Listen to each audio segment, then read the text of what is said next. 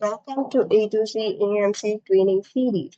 In today's video, we will talk about how a lender can update their password if they have to change their current password. So you need to navigate towards the profile page, and over here you can update anything from your profile, such as your personal information, your address, or your lender details. We have created a separate video for each of this section.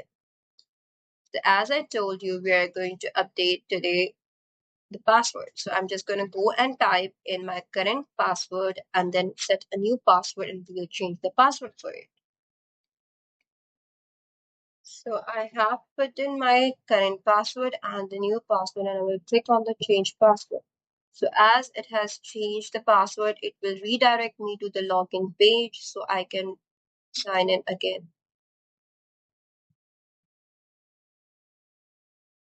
Yeah, that's all for today's video. Thank you for watching.